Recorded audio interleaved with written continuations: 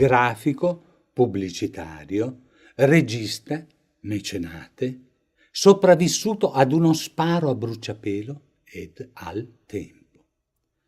Tra gli artisti, il più replicato.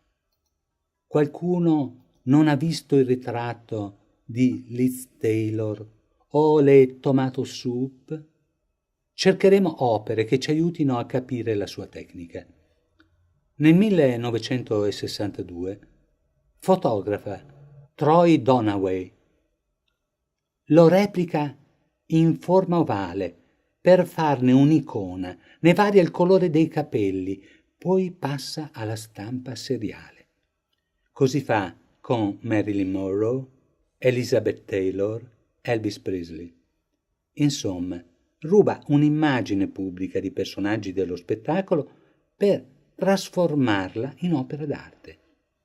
Non ci sorprende, è quel che facciamo noi. Francamente non lo faremmo per le bottigliette di Coca-Cola, ma quel demone d'artista sapeva accogliere i fiori, per quanto banali, che piacevano al popolo.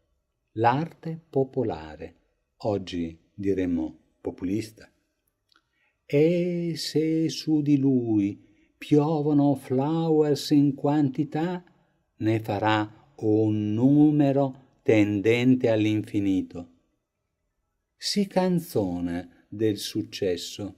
È come mangiare noccioline americane. Quando si comincia non si riesce a smettere. Apparentemente arrendevole, in realtà di irraggiungibile abilità nel trovare immagini ed oggetti che dialogano in diretta con il pubblico, senza scivolare nella volgarità, divertendoci con labbra allusive. Se gli si chiedesse: sono quelle di Marilyn le più belle del creato? Certamente risponderebbe, come ha risposto: non sento di rappresentare dei sex symbol del nostro tempo. Marilyn, Elizabeth, ai miei occhi sono una come tante. Lei è bella, ma lo sono anche i colori. Volevo dipingere una serie con la morte. Non posso replicare un teschio. Dopotutto, queste regine lo sono nel loro tempo. Noi aggiungiamo, e resta l'immagine, se è arte.